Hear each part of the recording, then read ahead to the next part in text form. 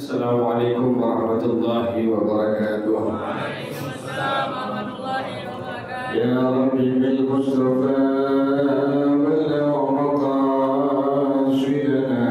waghfir lana ma madha ya wasi'al karami.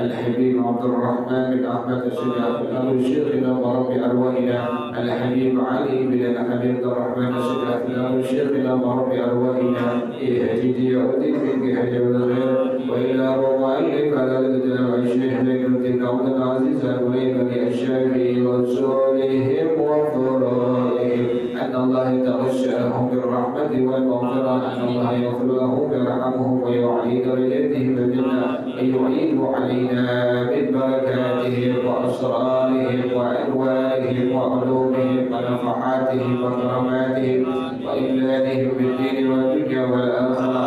الفاتحة على هذه النية وعلى كل نية صالحة جالبة لكل خير نافعة لكل شر وإلى حضرة النبي محمد صلى الله عليه وآله وصحبه وسلم. الفاتحة. أعوذ بالله من الشيطان الرجيم. بسم الله الرحمن الرحيم. الحمد لله رب العالمين الرحمن الرحيم مالك يوم الدين إياك نعبد وإياك نستعين اهدنا الصراط المستقيم صراط الذين أنعمت عليهم غير المغضوب عليهم ولا الضالين آمين. اللهم صل وسلم على سيدنا محمد الفاتح لما أغلق الخاتم لما سبق الناصر الحق بالحق والهادي إلى صراطك المستقيم وعلى آله وصحبه حق قدره ومقداره العظيم. اللهم أخرجنا من ظلمات الوهم وأكرمنا بنور الفهم وافتح علينا بمعرفة العلم وحسن أخلاقنا بالحلم وسهل لنا أبواب فضلك وانشر علينا من خزائن رحمتك يا أرحم الراحمين. بسم الله الرحمن الرحيم. وطهارة بدني وملبوس ومكان النجس لا أندمي نحو بركوث ودمل وحجم وإن كثر بغير فعله ولا عن قليل دمي أجنبي غير نحو كلب ودمي نحو حيض ولا عن روثي وقولي نحو خفاس وإن كثر ويعفى عن ترك طيور في المسجد وإن كثر ما لم يتعمد ملاقاته من غير حاجة ولم يكن هو أو مماسه رتبا. الله أعلم بالصواب. بسم الله الرحمن الرحيم. الحمد لله رب العالمين والصلاة والسلام على أشرف الأنبياء والمرسلين وعلى آله وصحبه أجمعين. قال الشيخ الإمام المعلم رحمه الله على من نفع به بركات علومه وبكم في الدارين آمين. قال رضي الله تعالى عنكم. بسم الله الرحمن الرحيم.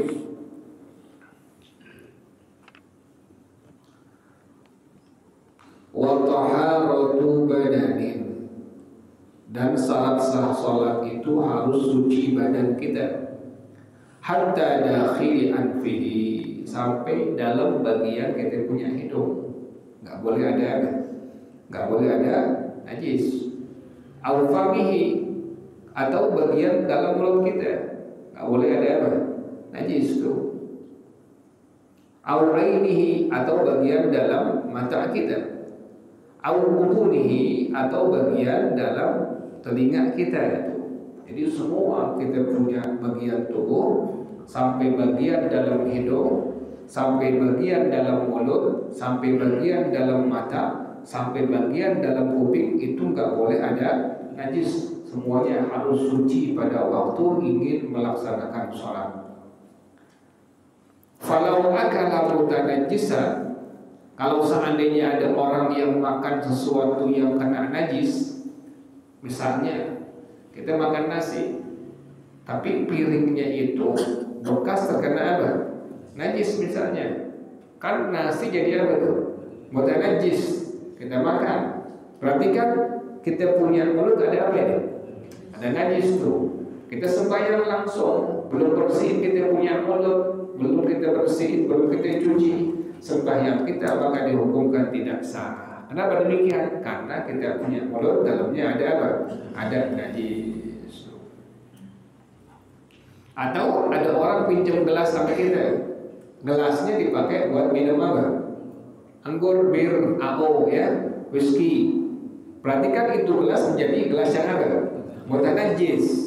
Kita minum air putih, kita tuangin air putih ke situ, sementara belum dicuci gelasnya.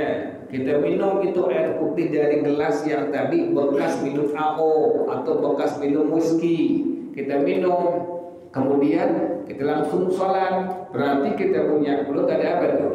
Ada najis. Kita punya mulut menjadi mutanajjis, maka sholat kita dihukumkan tidak sah.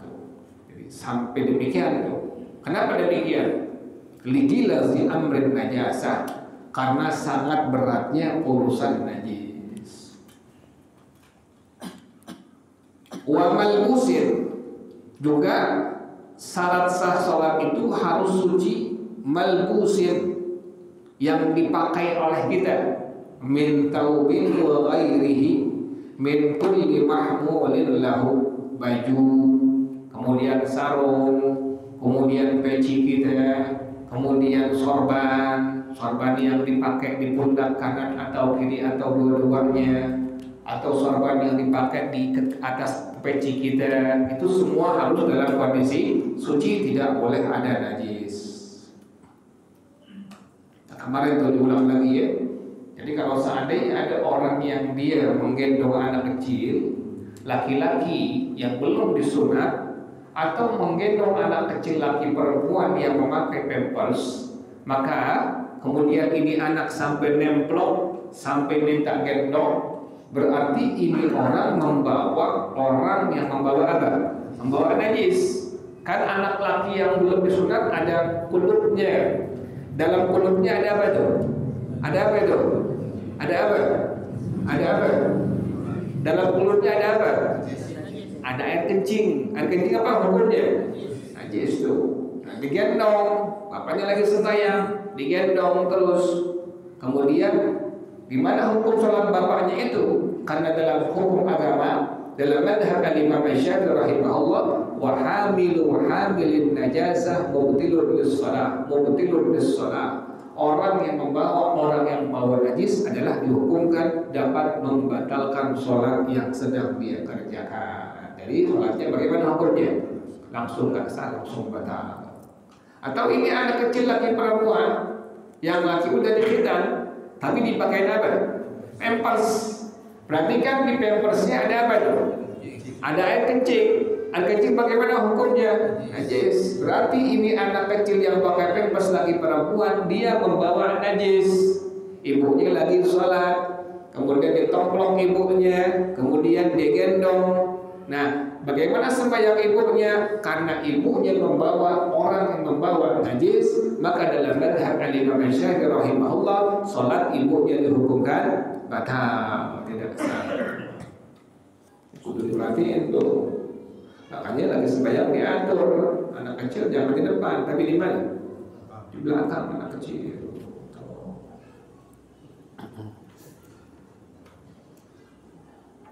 Bukan aturan DKM, bukan, tapi aturan apa? aturan agama, aturan ajaran Rasulullah Shallallahu Alaihi Wasallam. Juga kalau misalnya yang punya anak, bapaknya dampingin, jangan anak kecil anaknya diumbar ke masjid sementara nggak ada apanya, ada bapaknya. Akhirnya kadang ngawasin tuh anak. Kita kan lagi sebanyak pengen ibadah ya Allah, pengen khusyuk kita kan khusyuk beberapa menit doang kita pengen supaya kita ibadah kita khusyuk kepada Allah. Anak kecil berisik lagi sembahyang, dia ngobrol, dia larian, dia bercanda, keganggu kita punya ibadah kepada Allah Subhanahu wa Ta'ala. Makanya lebih bagusnya orang tua yang punya anak-anak kecil, orang tuanya juga apa? Sholat dampingin itu anak. Ada orang sholat banyak kali ya.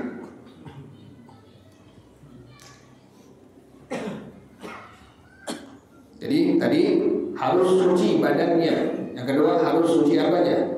Bajunya. Wa makanin an-najisin, harus suci tempat sholat dari najis. Nah, tugas semua kita ini bukan tugas perbodohan. Bersihin masjid, bersihin mushola bukan tugas perbuat doang, bukan tugas marbot saja, tetapi tugas kita semua. Kita mushola kotor nih, bersihin. Atau kira-kira ada najis, bersihin. Kenapa demikian? Karena khawatir najis ini orang nggak tahu, akhirnya keinjak-injak. Contoh misalnya air iler, air liur dong. Makanya bukan nggak boleh tidur dalam masjid musalla, bukan nggak boleh tidur dalam masjid atau musalla. Silahkan tidurnya, hukumnya diperbolehkan. Tapi yang menjadi masalah adalah air ilernya keluar. Air iler itu hukumnya apa?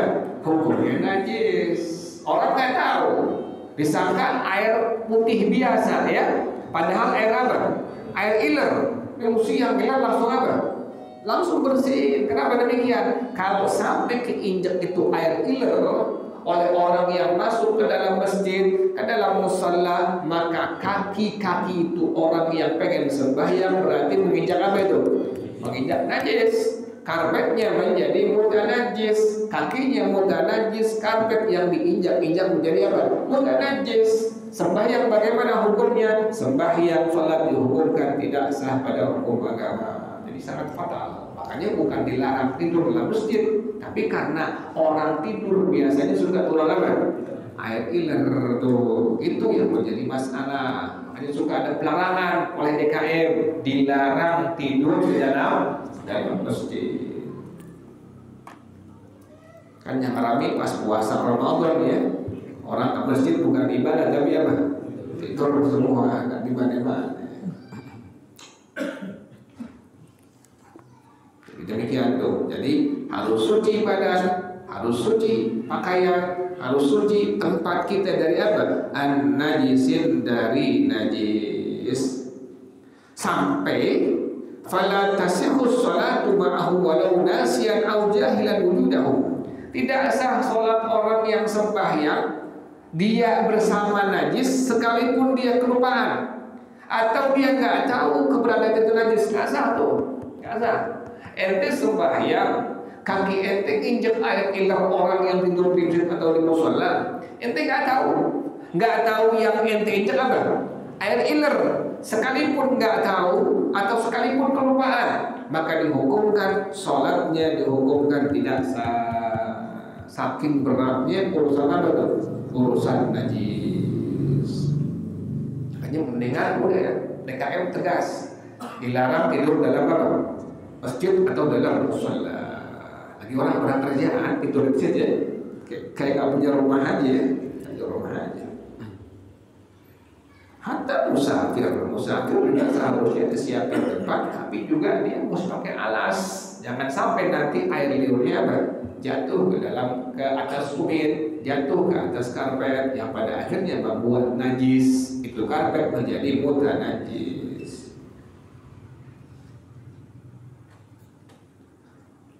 Wala andami nahwi bulbuzin,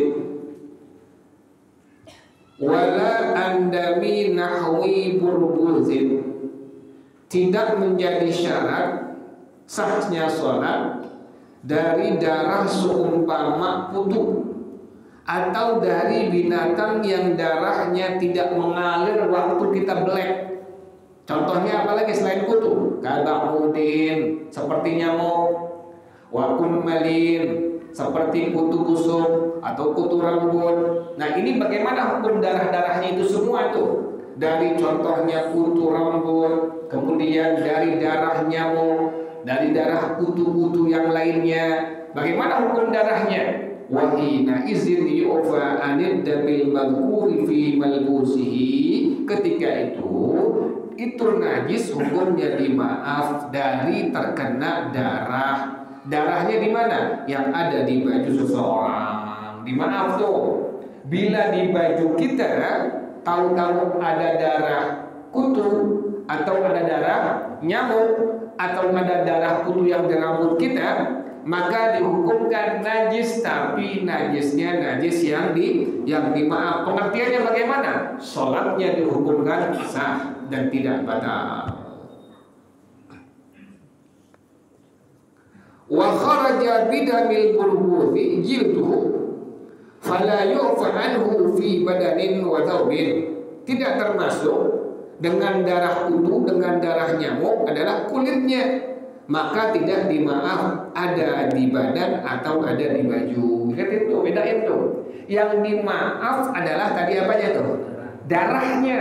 Darah nyamuk, darah kutu itu yang dimaaf pada hukum agama bila sampai ada di baju kita. Tapi kalau kulitnya, kulit nyamuk, kulit kutu, maka dihukumkan dia najisnya najis yang tidak dimaaf. Jelas ya?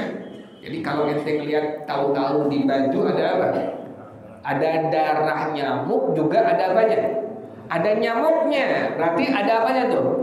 Ada kulitnya, maka itu baju dihukumkan kena najis dan najisnya tidak dimaaf. Kalau dipakai buat sholat, maka sholatnya dihukumkan tidak sah atau batal. Sama kayak orang tepok nyamuk begitu, gituin tuh ya, tepok, tuh digituin, kan mati tuh nyamuk tuh. Ada apanya tuh? Darahnya, juga ada apanya? Ada kulit nyamuk. Ini bagaimana hukum tangan kita? Tangan kita dihukumkan menjadi tangan yang apa? Yang mudah najis. Cuci dulu, bersihin dulu. Orang nggak ngerti ya, tepok nyamuk aja udah itu. Kan sekarang ada alat apa tuh? Ada raket, ya kan pakai raket tuh. Jadi itu nyamuk nggak kena tangan kita. Tapi jatuh nyamuknya di bawah ubin. Berarti kan udah mati, kulitnya menjadi apa tuh? Menjadi najis. Kita mesti diapain tuh? Disapu. Kenapa demikian? Khawatir nanti kita injak kena kaki kita, maka dihukumkan kakinya menjadi kaki yang najis. Ini ribet tuh urusan gitu doang ya. Ribetnya luar biasa ya. Allah agama. Orang sekarang ibadah kayaknya santai-santai aja.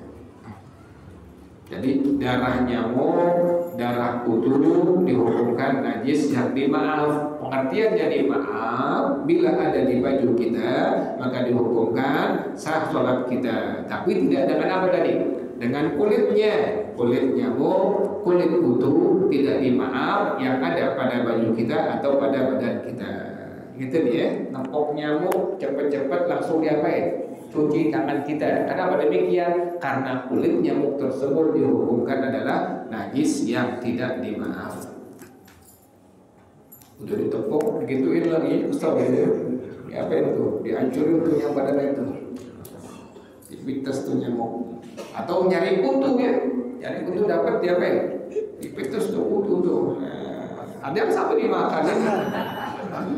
Kadang sampai dimakan. Tahu ajaran Jawa itu. Atau najis tuh sampai dimakan tuh. Langsung sembahyang. Habis makan kutu langsung sembahyang. Berarti mulutnya ada apa tuh? Dan najis, jadi mudah najis. Sembahyang dihukumkan tidak sah tuh. Gara-gara nggak ngerti di situ. Gara-gara nggak paham. Jadi demikian.